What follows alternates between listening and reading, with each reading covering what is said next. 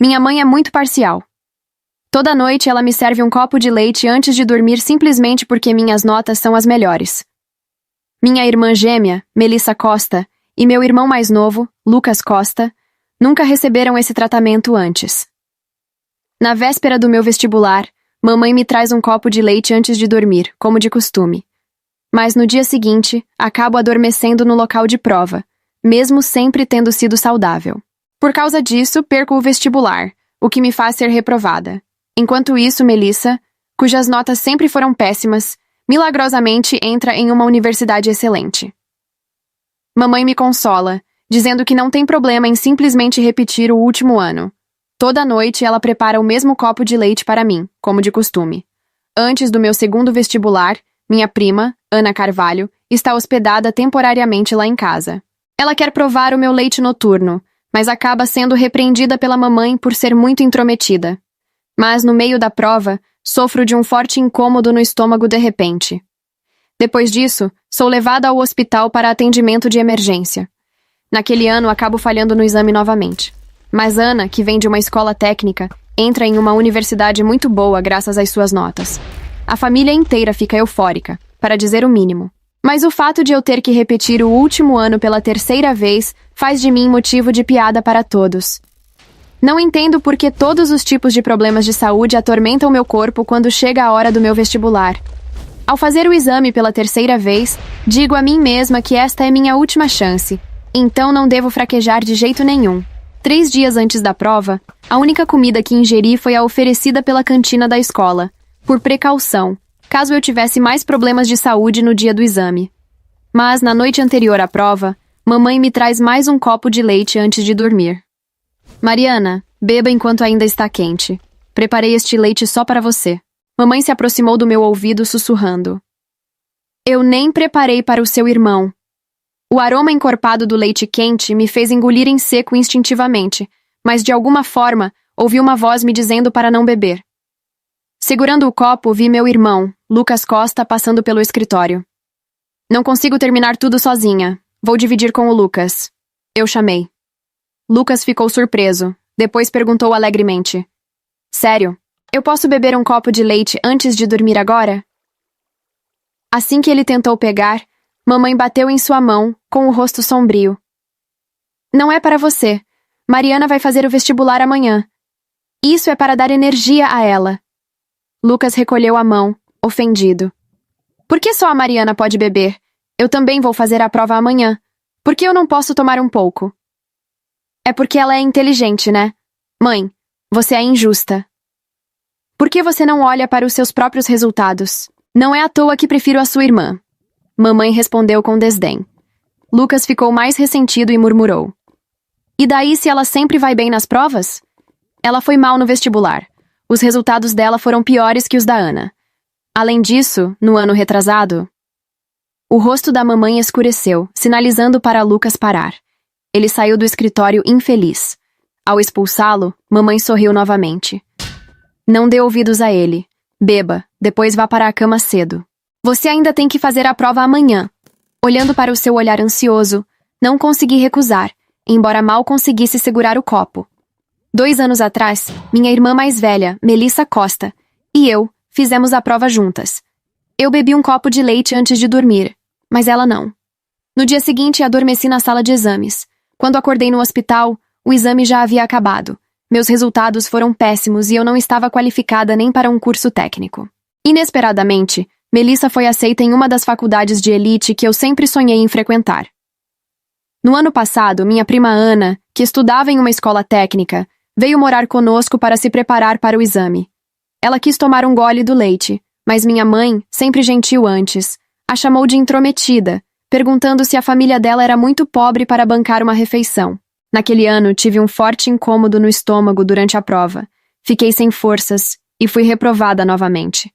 Mas Ana foi aceita em uma faculdade de ponta. Esses incidentes aconteceram 2 vezes. Não pude deixar de suspeitar do leite que mamãe me fazia beber antes de dormir. Desta vez, coloquei o copo na mesa. Mãe, eu bebo depois. Assim que ela saiu, despejei o leite no vaso de plantas no parapeito da janela. Achei que nada poderia dar errado desta vez. Acordei às 6 horas da manhã no dia seguinte. Melissa, que tinha acabado de começar a faculdade, veio em casa para animar Lucas e eu. Mamãe havia preparado o café da manhã.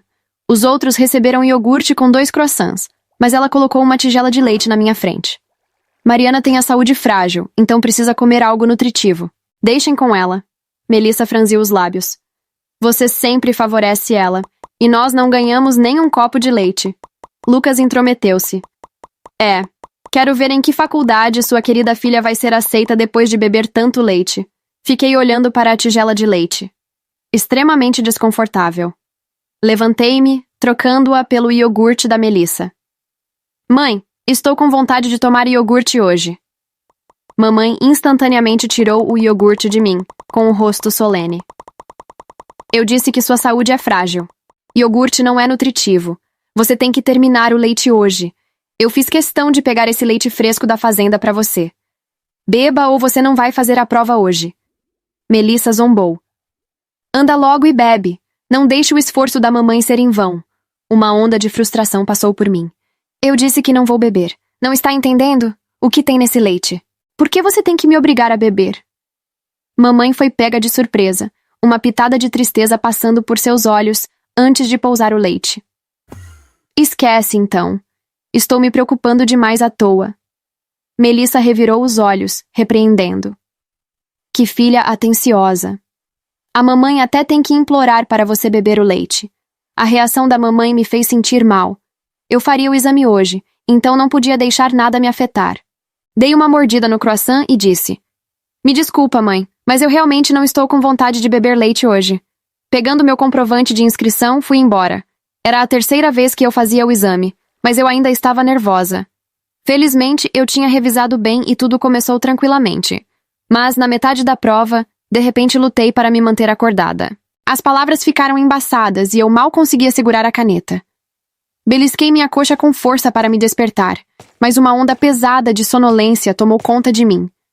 Minha visão escureceu e fiquei sem sentidos. Quando abri os olhos, estava de volta em casa. Tentei sair rapidamente da cama para voltar à prova, mas minhas pernas cederam. Mamãe entrou no quarto com um copo de leite. Mãe, me leva para o local da prova. Preciso fazer o exame.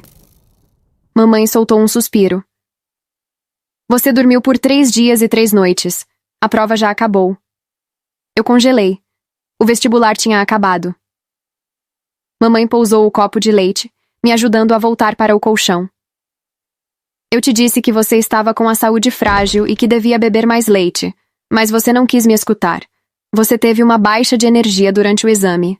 Seu professor nos avisou, então te trouxe para casa. Segurando minha cabeça latejante, fui tomada pela emoção. De novo, você está falando desse leite de novo. O que exatamente tinha no leite que você me deu? Por que as coisas sempre davam errado depois que eu bebia o leite antes da prova? Mamãe ficou chocada. Você acha que tem algo de errado com o leite que eu te dei? Eu estou errada então? Perguntei com lágrimas nos olhos. Por que você só me dava o leite toda vez antes do vestibular? Antes que mamãe pudesse explicar, Melissa empurrou a porta. Mariana, dá para você parar de descontar na mamãe? Ela só te deu o leite para o seu próprio bem. Lucas concordou. Exatamente. Se houvesse algo errado com o leite, por que as coisas só davam errado durante as provas, mesmo você bebendo isso por anos? Mergulhei em pensamentos profundos. Mesmo se houvesse algo errado com o leite, eu nem tinha bebido dessa vez. Eu me perguntava qual era o verdadeiro motivo. Mamãe me trouxe um copo de leite quente, dizendo com preocupação: Você não comeu nada por 3 dias. Beba um pouco de leite. Vou cozinhar algo para você depois. Após hesitar, tomei um gole do leite lentamente. Era aromático, doce e encorpado, com o mesmo gosto de antes. Mamãe suspirou de alívio. Assim que saíram do quarto, tossi até conseguir colocar para fora. Coletei a amostra, decidida a enviá-la a um laboratório médico para análise. Embora eu não tivesse bebido leite naquele dia, eu o havia consumido em excesso ao longo dos anos. Talvez compostos ruins tenham me feito adormecer. Se não houvesse nada de errado com o leite, significava que eu nunca fui destinada a fazer faculdade, e eu simplesmente desistiria e arrumaria um emprego. Logo chegou o dia de verificar os resultados, e nossa família se reuniu. Ana e seus pais também vieram. No momento em que Ana me viu, ela zombou. Essa não é a melhor aluna que tem bebido leite por 6 anos? Fiquei sabendo que você foi péssima de novo. Mamãe sorriu, me confortando. Tudo bem. Se as coisas não derem certo desta vez, você sempre pode tentar de novo. Fui a primeira a conferir meus resultados. Como esperado, foram terríveis. Tirei 0 em todas as matérias, exceto na prova de linguagens. Melissa e Ana riram, enquanto os olhares dos meus parentes estavam repletos de pena e um toque de satisfação contida. Eles costumavam sentir inveja, mas eu não passava de motivo de chacota agora. Depois foi a vez de Lucas. Ele digitou ansiosamente seu documento e senha, e então pulou de alegria. Mãe, tirei uma nota muito alta. Mamãe o abraçou apertado. Eu sabia que você ia arrasar. Com esses resultados, você definitivamente vai entrar na melhor faculdade. Todos ficaram muito felizes, mas eu fiquei num canto, calada. Logo em seguida, meu telefone tocou. Era do laboratório médico. Olá, senhorita Costa. O resultado do exame saiu. Quando você virá buscá-lo? Perguntei ansiosa. Há algo de errado com o leite? Com base no relatório de análise, é apenas leite fresco normal. Não descobrimos nenhum outro problema. Eles responderam. Meu coração afundou instantaneamente. Não havia nada de errado com o leite. Tudo isso aconteceu simplesmente porque eu não tive sorte. Encarei Lucas, que estava cercado por todos comemorando, ainda cheia de dúvidas. Eu sabia de suas notas. Ele ficava acordado jogando e dormia nas aulas, mal conseguindo marcar 10 pontos nas provas. Ele nunca conseguiria uma nota tão alta. De repente, pensei em Melissa e Ana, e uma constatação chocante emergiu lentamente. Levantei-me de um salto e exclamei. Eu quero solicitar a revisão das minhas provas. A sala ficou em silêncio. Mamãe questionou incrédula. O que você quer fazer? Eu repeti. Melissa caiu na gargalhada. Mariana, você tá doente porque dormiu demais? Você só fez uma prova. Como é que você vai pedir revisão delas? Não só quero solicitar a revisão das minhas provas, como também quero que as provas do Lucas sejam checadas. Eu exigi. A cor sumiu do rosto de Lucas, antes que ele ficasse vermelho de nervoso. Mariana, como assim? Você acha que eu não conseguiria uma nota alta? Não acho que você conseguiria uma nota tão alta. Seus resultados deviam ser meus. Respondi sem rodeios. O silêncio tomou conta da sala por um momento antes que todos rissem. Mamãe se aproximou, dando tapinhas no meu ombro. Mariana, você tem andado muito estressada esses dias? Exasperada, empurrei a mão dela. Estou falando sério. Não entendo por que eles foram tão bem na prova quando estavam sempre de brincadeira, enquanto eu fui mal. Apontando para Melissa, perguntei. Melissa, a quantas aulas você realmente compareceu durante o ensino médio? Sua apostila estava em branco. Como você entrou numa faculdade de elite? O rosto de Melissa caiu. Antes que pudesse retrucar, apontei para Ana. Ana, você nem frequentou o ensino médio regular. Como você pôde ser aceita em uma faculdade de ponta? Ana espumou de nervoso, o rosto ficando vermelho. Apontei para Lucas de novo. Lucas, você joga videogame o tempo todo. Você estava sempre atrasado e saía cedo. Você já tirou nota boa alguma vez? Lucas baixou a cabeça. Vocês trocaram as notas de vocês pelas minhas? Eu berrei. Mamãe perdeu a paciência e exclamou. Mariana, calha a boca. Acha que está gravando novela? Quem seria capaz de trocar a sua nota? Você realmente acha que é uma das melhores alunas? Vou ligar para checar a sua nota agora mesmo, tá bom? O Ministério da Educação vai te dizer se eles erraram com você. A ligação foi completada. Após revisar as provas, o funcionário do Ministério da Educação revelou que não havia nada de errado com as minhas notas nem com as do Lucas, acrescentando que eu poderia entrar com um recurso formal se discordasse. Desligando, mamãe suspirou e confessou. Eu não queria te contar isso, mas o seu estado emocional anda abalado. Fiquei perplexa. Como assim? Mamãe explicou. Você tem sofrido de uma falsa ilusão. Você sempre acha que é a melhor aluna. Ela disse que eu sempre tive um desempenho ruim nas provas, enquanto Melissa, Ana e Lucas eram os verdadeiros melhores alunos. Segundo ela, eu havia desenvolvido um delírio, imaginando ser um gênio. Em vez de estourar minha bolha, a família tinha entrado na brincadeira para ajudar no meu tratamento. Encarei todo mundo na casa, a sala girando ao meu redor. Os olhos de mamãe se encheram de lágrimas. Seus resultados não eram bons, então você sempre teve uma forte crise durante a prova. Agora que você sabe a verdade, não vamos mais fazer esse exame. Senti um nó na garganta, lutando para respirar, enquanto meus parentes suspiravam com pena.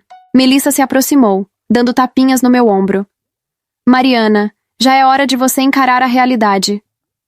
Recusando-me a acreditar, folheei casualmente uma prova de nível avançado em cima da mesa, mas não consegui responder a uma única pergunta. Finalmente desisti e parei de tentar entrar na faculdade. Mamãe conseguiu um emprego para mim numa loja de bebidas. Um dia minha colega chegou atrasada para o trabalho. Segurando 2 caixas de leite fresco, ela se desculpou sem graça. Desculpe, acordei tarde. Você já comeu? Beba um pouco de leite.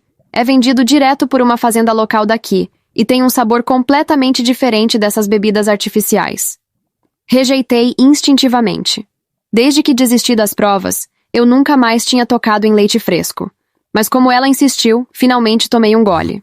Congelei, com a mente a 1000 por hora. Você disse que pegou esse leite da fazenda? É muito bom, né? Ela respondeu. Comecei a tremer sem ter o controle. A caixa de leite escorregou dos meus dedos, derramando por toda a minha roupa. Eu finalmente entendi o grande segredo escondido no leite que mamãe me dava antes de dormir. O leite da minha colega era denso, levemente adocicado do jeito que só o leite fresco de verdade consegue ser. Aquele sabor que vem direto do animal, sem processamento, sem adulteração. Era simples, puro. Era exatamente o que eu esperava encontrar quando minha mãe dizia que o leite era fresco da fazenda. Mas não era assim que o leite dela sabia. O leite que mamãe me servia tinha um dulçor diferente, mais pronunciado, quase artificial. E aquele aroma, encorpado demais, espesso. Como se houvesse algo dissolvido nele, algo que minha língua reconhecia, mas minha mente se recusava a aceitar por anos. Porque era minha mãe, porque eu confiava nela. Limpei o leite derramado da minha roupa com mãos trêmulas, enquanto minha colega ia buscar papel toalha, preocupada comigo. Disse que estava bem, que era só um susto, mas meu coração batia num ritmo que eu mal conseguia controlar. Porque o sabor é completamente diferente. Eu passei anos bebendo o leite da mamãe, anos inteiros acreditando que era amor, que era cuidado. E cada vez que o exame se aproximava, ela me servia aquela bebida com o mesmo sorriso ansioso, o mesmo olhar que eu sempre interpretei como preocupação de mãe. Mas não era preocupação. Era controle. Naquela noite, não dormi. Fiquei na cama olhando para o teto, revisitando cada episódio com olhos que finalmente enxergavam. No primeiro vestibular, eu tinha bebido o leite normalmente. Desmaiei dentro da sala de exames. A Melissa, que não havia bebido nada, foi aprovada. No segundo, minha prima Ana tentou tomar um gole. E mamãe a repreendeu com uma rispidez desproporcional, uma reação raivosa que sempre me pareceu estranha, mas que eu nunca questionei de verdade. Naquele dia, tive cólicas violentas no meio da prova, como se o meu intestino tivesse entrado em colapso. Fui reprovada de novo. Na terceira vez decidi não beber. Joguei o leite fora na noite anterior. Me recusei à tigela de leite no café da manhã. Mas ainda assim desmaiei, desta vez no meio da prova, depois de comer apenas o croissant que estava na mesa da cozinha. O croissant. Sentei na cama de uma vez, com o coração na garganta. O croissant era da mesa da cozinha, o mesmo lugar onde mamãe preparava tudo. Ela sabia que eu não ia beber o leite. Ela tinha visto minha resistência crescer. Então, ela simplesmente mudou de veículo. O que quer que ela colocasse no leite, também colocou na minha comida. E eu, tão focada em evitar o leite, nem cogitei a possibilidade. Baixei o rosto entre as mãos, sentindo um enjoo que não tinha nada de físico. O quanto ela havia planejado tudo isso. O quanto era calculado, frio, cirúrgico. Era a minha mãe. A mulher que me embalou quando eu chorava de madrugada. A mulher que costurava minhas roupas rasgadas e me contava histórias antes de dormir. E essa mesma mulher havia me dopado. Não uma vez, não duas. Repetidamente, sistematicamente, ao longo de anos. No dia seguinte, acordei cedo e fui direto ao arquivo de documentos que mamãe guardava na gaveta do escritório. Ela sempre foi organizada, comprovantes, certidões, contas. Eu conhecia aquela gaveta desde criança. Abri com cuidado, mantendo um olho na porta do corredor. As pastas estavam ali, organizadas por nome. Melissa, Lucas, Mariana. Puxei a minha pasta primeiro. Dentro havia boletins dos últimos anos do ensino médio. Meu estômago revirou ao ver os números. As notas eram medianas. No máximo 6,5 em algumas matérias. Não eram as notas que eu lembrava de ter tirado. Eu me lembrava de ter ido bem. Eu me lembrava das madrugadas estudando, dos comentários dos professores dizendo que eu tinha potencial, de uma vez em que a diretora me chamou para elogiar meu desempenho na prova estadual. Guardei a pasta e peguei a da Melissa. Mais boletins. As notas dela eram consistentemente altas. 7, 8, 9. Mas eu me lembrava da apostila em branco dela. Me lembrava dos dias em que ela saía mais cedo da escola sem justificativa, das vezes em que claramente não havia estudado nada, das noites em que ficava assistindo séries enquanto eu me debruçava sobre os livros. Aquilo não fazia sentido, a menos que os documentos tivessem sido alterados. Tirei fotos de tudo com o celular, com a mão trêmula, mas a mente absolutamente fria. Eu precisava de provas reais. Documentos da gaveta de casa podiam ter sido falsificados pela própria família. Eu precisava ir diretamente à fonte. 2 dias depois, no meu horário de almoço, fui pessoalmente a uma unidade do Ministério da Educação. Não para reclamar, não para apelar emocionalmente, só para pedir uma cópia oficial do meu histórico de desempenho nos vestibulares, com protocolo, com assinatura, com a data de emissão carimbada. A atendente, uma senhora de cabelos grisalhos com óculos de aros finos, digitou meu CPF no sistema sem olhar para mim. Você tem o protocolo das suas inscrições? Eu tinha. Guardei tudo desde o início, por hábito de quem sempre foi estudiosa. Passei os números para ela, um a um. Ela ficou em silêncio por alguns minutos, os olhos percorrendo a tela com uma expressão que eu não conseguia decifrar. Então ela virou levemente o monitor na minha direção. Aqui estão os seus resultados oficiais das 3 edições. Aproximei-me, li os números, e então precisei me segurar na borda da mesa para não cair. As notas estavam ali. As notas reais, as que o sistema federal havia registrado, não as que mamãe havia mostrado para mim naquele dia em que a família toda estava reunida na sala, rindo. Na primeira edição do vestibular, minha pontuação tinha sido alta o suficiente para me colocar entre os 10 melhores classificados do estado em 2 disciplinas. Na segunda, mesmo com a dor de estômago lancinante, eu havia chegado até a metade da prova e marcado pontos suficientes para uma classificação razoável, antes de ser retirada da sala pelos fiscais, que acharam que eu estava em colapso. E na terceira edição, minha ficha constava como incompleta. Ausência por motivo médico, registrada por um responsável que havia apresentado documentação no dia. Sem pontuação final válida. Mas o nome que aparecia como aprovada, na primeira edição, na vaga que por direito era minha, Melissa Costa, com o meu número de inscrição vinculado como referência secundária no processo. Como se eu houvesse cedido minha classificação para ela. Um procedimento que, segundo o próprio sistema, exigia a autorização assinada da candidata original. Uma assinatura com o meu nome, que eu nunca havia dado. A atendente percebeu que algo estava errado pelo branco do meu rosto. Você está bem, senhorita? Não, eu não estava. Mas precisava estar, pelo menos por mais alguns minutos. Pode me imprimir tudo isso? Pedi, com uma voz que mal reconheci como minha. Ela imprimiu. Eu agradeci. Saí do prédio caminhando devagar, guardando os papéis dentro da minha bolsa como se fossem frágeis, como se qualquer movimento brusco pudesse fazer aquela verdade desaparecer antes que eu pudesse usá-la. Do lado de fora, sentei num banco de praça e fiquei olhando para o chão por um longo tempo. Não era loucura. Nunca foi loucura. Era um esquema.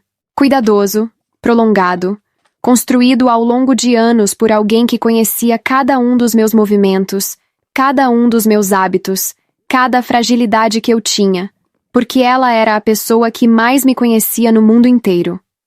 Minha mãe havia roubado minha vida, peça por peça, exame por exame, copo por copo, e eu ainda precisava entender por quê. Porque essa resposta ia determinar tudo, se eu teria forças para sobreviver ao que estava prestes a descobrir sobre a família que achei que me amava. Fiquei naquele banco de praça até o fim do intervalo.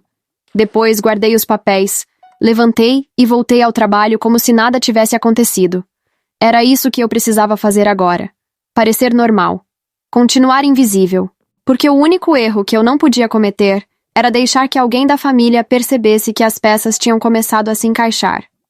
Naquela semana, entrei em contato com a professora Denise Ramos. Ela havia sido minha professora de biologia no 2º ano do ensino médio, e era a única pessoa de fora da minha família que me conhecia de verdade, que havia me visto estudar, que havia lido minhas redações e comentado com entusiasmo sobre minha capacidade de raciocínio lógico. Ela havia se aposentado há 2 anos, mas eu ainda tinha o número dela guardado no celular. Nunca me deixei apagar. Marquei um encontro num café perto da sua casa, sem explicar o motivo pelo telefone. Quando a encontrei, ela me abraçou com aquele calor de quem realmente sente falta. Mas quando coloquei os documentos do ministério sobre a mesa, o sorriso dela foi desaparecendo devagar, substituído por algo que eu reconheci de imediato: reconhecimento. Eu sabia, ela disse em voz baixa, os olhos percorrendo os papéis. Eu sempre soube que havia algo errado. Ela me contou que no ano em que fiz o primeiro vestibular, havia recebido uma ligação estranha de uma pessoa que se identificou como funcionária da Secretaria Estadual de Educação. A mulher queria confirmar dados de uma transferência de classificação, um procedimento que, segundo ela, havia sido solicitado pela própria família. A professora Denise havia dito que nunca tinha ouvido falar de um processo assim, mas a ligação caiu antes que ela pudesse questionar mais. Ela nunca soube que era sobre mim. Só entendeu agora, olhando para os documentos espalhados entre os nossos cafés esfriando. Mariana, isso é grave. Isso não é só uma irregularidade administrativa. Ela escolheu as palavras com cuidado. Isso é fraude de identidade, falsificação de assinatura, uso indevido de documentação alheia. Você precisa de um advogado. Eu já havia pensado nisso. Mas advogados custavam dinheiro que eu não tinha, trabalhando numa loja de bebidas com salário mínimo, morando numa casa onde o dinheiro pertencia à mulher que havia me sabotado. Foi a professora Denise quem resolveu esse problema. Ela conhecia um advogado, o filho de uma antiga colega de magistério, que atendia casos de interesse social a custo zero quando as provas eram sólidas o suficiente. Ligou para ele ali mesmo, na minha frente, naquele café. Expliquei o caso brevemente ao telefone. Ele ficou em silêncio por um momento e depois disse apenas: "Me manda tudo por e-mail hoje. Vamos conversar amanhã de manhã." Nas 2 semanas seguintes, construí o meu dossiê em segredo absoluto. O advogado, Dr. Rafael Moura, era jovem, direto e metódico. Ele me orientou a reunir cada camada de evidência com precisão. Não para impressionar, mas para fechar todas as saídas possíveis antes da confrontação. "Uma acusação sem saída de escape", ele disse. "É a única que funciona contra uma família unida." Consegui o laudo do laboratório médico que havia analisado o leite. O mesmo laudo que havia me devastado meses atrás, com a conclusão de que o leite era fresco normal. Mas dessa vez levei o documento ao Dr. Rafael com um detalhe que eu não havia percebido antes. O laudo analisava a amostra que eu havia coletado depois de vomitar, horas após ingeri-la. Qualquer substância de ação rápida, sedativo leve, antihistamínico em dose alta, valeriana concentrada, já teria se dispersado quase completamente no organismo nesse intervalo. O laboratório não havia encontrado nada porque já não havia nada a encontrar. Isso, por si só, não provava nada.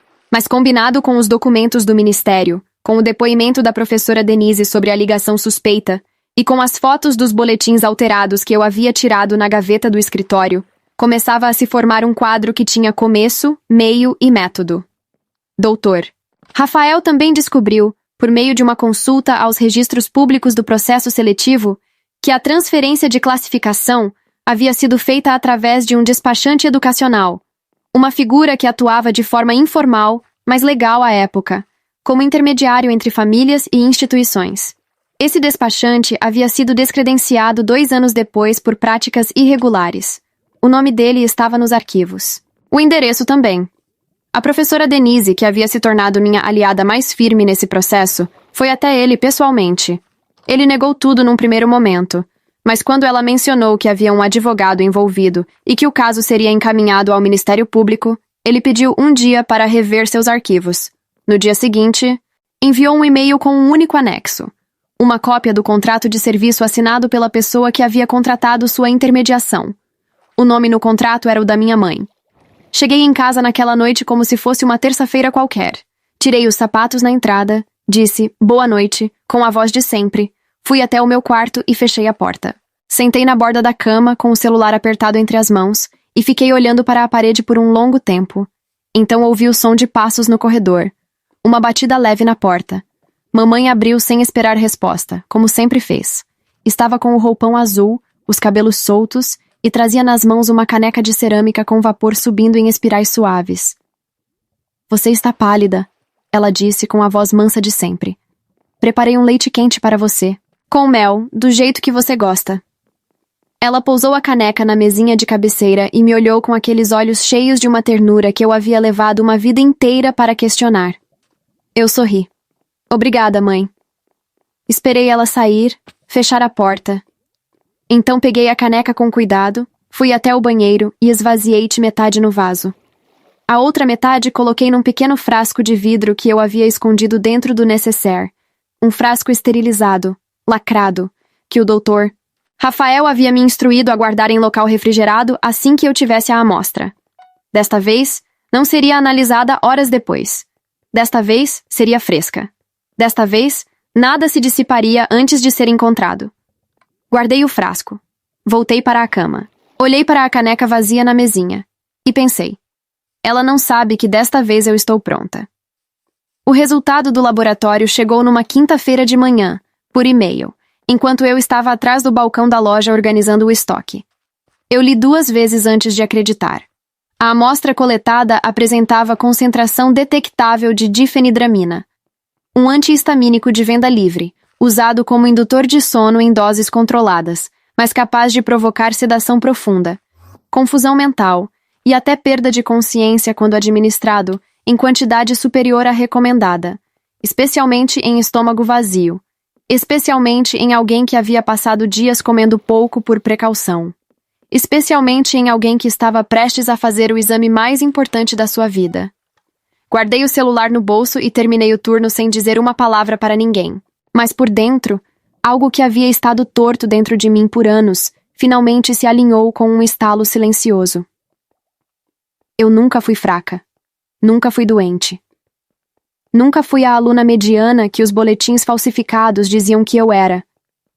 Eu fui envenenada pela minha própria mãe, repetidamente, com o cuidado de quem conhece os limites, o suficiente para derrubar, insuficiente para matar, invisível o suficiente para parecer azar. Doutor. Rafael encaminhou toda a documentação ao Ministério Público Estadual na semana seguinte. O dossiê era denso. O laudo toxicológico da amostra fresca, os registros oficiais do Ministério da Educação, com as transferências irregulares de classificação, a cópia do contrato assinado pela minha mãe com o despachante educacional descredenciado, o depoimento escrito da professora Denise sobre a ligação suspeita e as fotos dos boletins adulterados retirados do arquivo da família.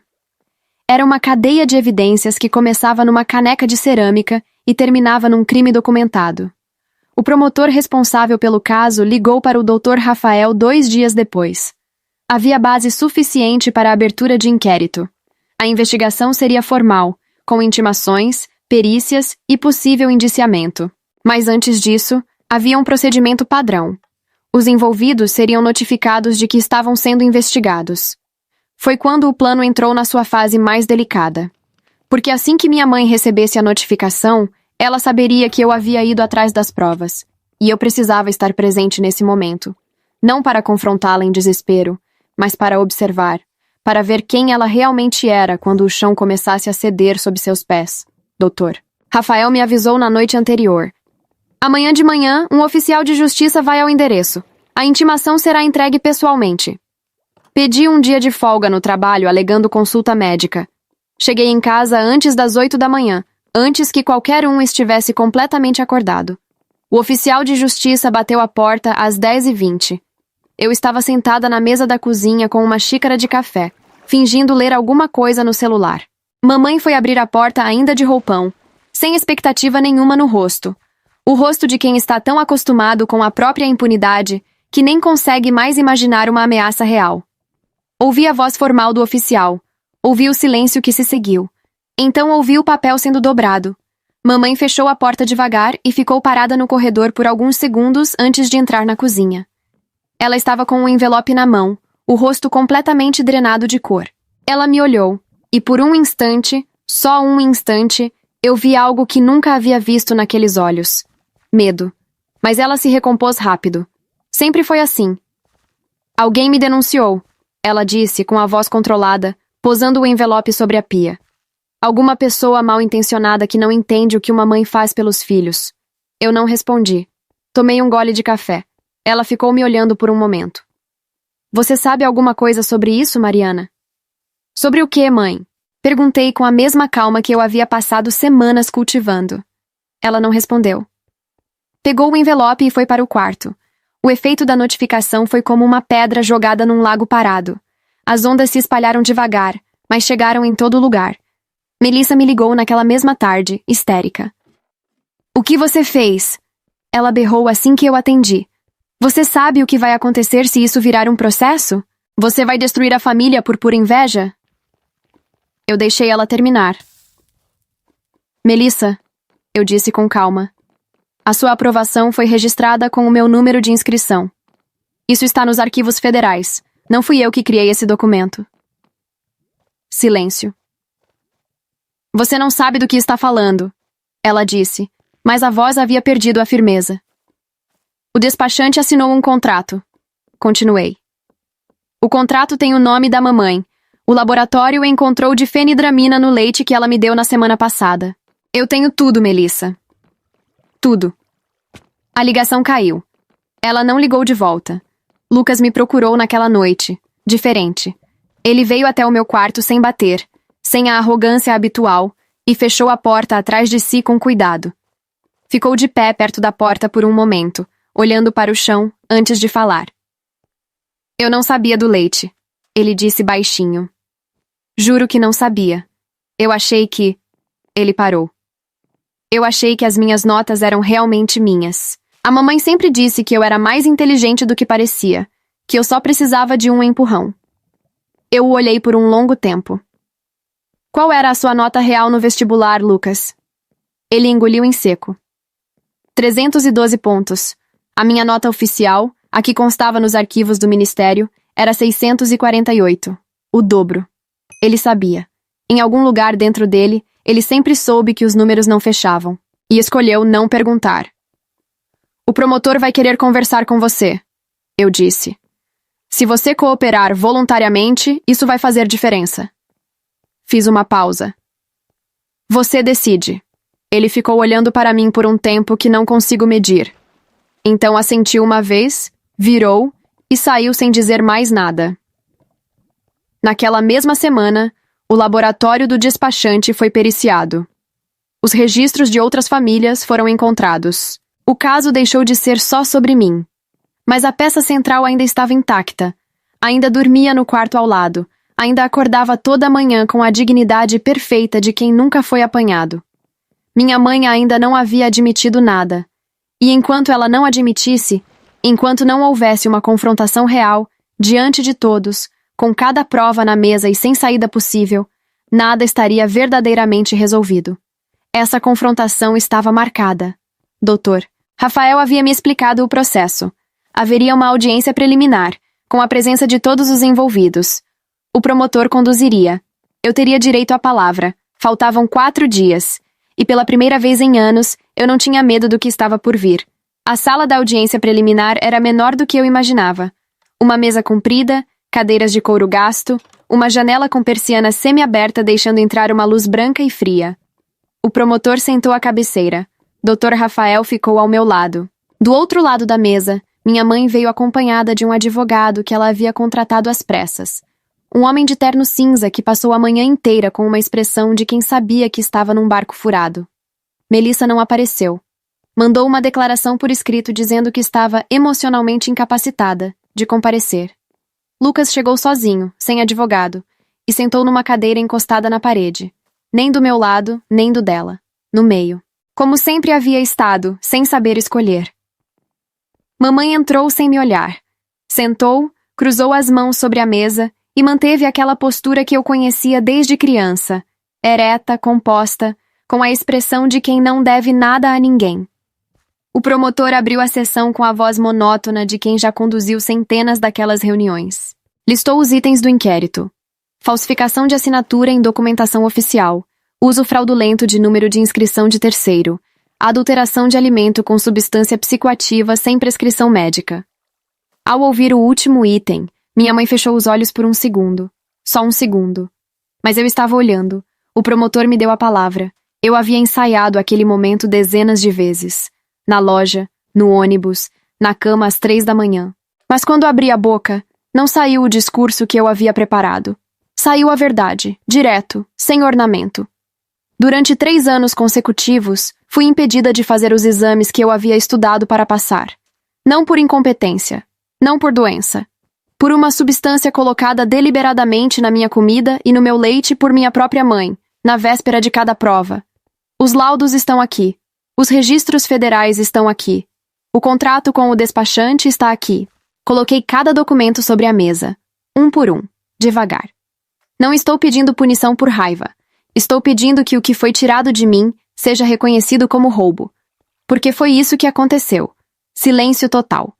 O advogado da minha mãe tentou questionar a cadeia de custódia do laudo toxicológico. Doutor. Rafael respondeu com a documentação do laboratório credenciado, ponto por ponto, sem elevar a voz. Então o promotor se voltou para minha mãe. A senhora gostaria de se pronunciar? Ela ficou olhando para a mesa por um longo tempo, e então Lucas se levantou da cadeira encostada na parede. Eu quero falar, ele disse. Lucas falou por 4 minutos. Disse que havia recebido uma nota no vestibular que ele mesmo sabia que não correspondia ao seu desempenho real. Disse que a mãe havia apresentado o resultado como uma correção que o sistema havia feito, e que ele havia preferido não questionar. Disse que, ao longo dos anos, havia percebido que as notas de Mariana nas provas escolares eram sempre superiores às suas e às de Melissa, mas que a mãe sempre encontrava uma explicação. Quando ele terminou, o advogado de defesa pediu uma pausa. Durante a pausa, eu fiquei sentada, olhando pela janela de persiana semiaberta. Ouvi minha mãe e o advogado conversando em voz baixa. Ouvi o tom dela mudar. A compostura começando a rachar pelas bordas, como reboco úmido. Quando a sessão foi retomada, o advogado anunciou que sua cliente gostaria de fazer uma declaração voluntária. Minha mãe endireitou as costas. Me olhou pela primeira vez desde que havia entrado na sala. Nos olhos dela havia algo que eu não esperava encontrar. Não raiva, não frieza. Havia exaustão. A exaustão de quem carregou um segredo pesado demais por tempo demais. Eu fiz porque achei que estava fazendo certo, ela disse com a voz baixa, mas estável. A Melissa sempre sofreu. Desde pequena, ela sofreu. Não conseguia aprender do mesmo jeito que você, Mariana. Você pegava tudo rápido, entendia na primeira vez, tirava nota sem nem precisar estudar muito. E eu via a Melissa se esforçando e não chegando a lugar nenhum, e ficava com o coração partido. Ela parou, respirou fundo. Eu pensei, a Mariana vai conseguir de qualquer jeito. Ela tem talento de sobra. 1 ano a mais não vai mudar nada. Mas para a Melissa, aquela vaga era tudo. A voz finalmente quebrou. Eu não queria te machucar. Eu só queria equilibrar. O silêncio que se seguiu foi o tipo que pesa. Eu a olhei por um longo tempo antes de responder. Você não equilibrou nada, mãe. Você escolheu. E para poder escolher por ela, você me apagou. Ela abriu a boca. Fechou. E pela primeira vez na minha vida, minha mãe não teve resposta. O processo seguiu seu curso nos meses seguintes. Minha mãe foi indiciada por adulteração de alimento e falsificação de documento. O despachante também foi indiciado, e a investigação revelou que ele havia operado esquemas semelhantes para outras 6 famílias. O caso ganhou repercussão e virou objeto de uma correição federal no sistema de registros do vestibular. Melissa foi notificada pela universidade. A vaga havia sido obtida de forma fraudulenta. O diploma estava sob revisão. Ela me ligou 1 semana depois, chorando, pedindo que eu retirasse a queixa. Não retirei. Não por crueldade, mas porque retirar seria dizer que o que ela recebeu era justo. E não era. Lucas prestou o vestibular de novo, por conta própria, sem ajuda de ninguém. Tirou uma nota honesta. Não espetacular, mas honesta. Foi aceito num curso técnico que ele mesmo escolheu. Foi a primeira decisão real da vida dele. E eu? Com base nos registros federais corrigidos, fui formalmente reconhecida como candidata aprovada na primeira edição do vestibular que havia prestado, 3 anos antes. A universidade, depois de todo o processo documental, abriu uma vaga extraordinária para minha matrícula. Um procedimento raro, mas previsto em lei para casos de fraude comprovada. No dia em que recebi a carta de aceite, estava sozinha no meu quarto. Não havia ninguém para comemorar comigo, e tudo bem. Aprendi que algumas vitórias precisam ser sentidas em silêncio antes de serem compartilhadas. Hoje, às vezes, alguém me pergunta se eu perdoo minha mãe.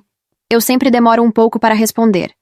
Não porque não saiba o que sinto, mas porque a resposta verdadeira é mais complicada do que um simples sim ou não. O que eu aprendi é o seguinte: amor que não respeita o outro não é amor, é posse com outro nome. Minha mãe me amava. Disso eu nunca duvidei. Mas ela me amava como se eu fosse um recurso a ser redistribuído, não como uma pessoa com um destino próprio. E quando alguém te ama assim, a coisa mais perigosa que você pode fazer é acreditar que essa é a única forma de amor que existe. Durante 3 anos, o mundo inteiro me disse que eu era mediana. Minha família, os documentos, até o meu próprio corpo, que caía exatamente quando eu mais precisava que ele ficasse de pé. E por um tempo, eu acreditei. Cheguei perto de desistir de mim mesma para sempre. O que me salvou não foi uma reviravolta dramática. Foi um gole de leite numa terça-feira qualquer, numa loja de bebidas onde eu trabalhava para sobreviver. Foi prestar atenção num sabor diferente. Foi me recusar a engolir mais uma mentira só porque vinha embrulhada em carinho. Se você está lendo isso e também sente que o mundo ao redor insiste que você é menos do que sabe que é, preste atenção nessa voz interna. Ela pode ser a única testemunha honesta da sua própria história. Não a silencie. Ela pode ser a única coisa que te salva.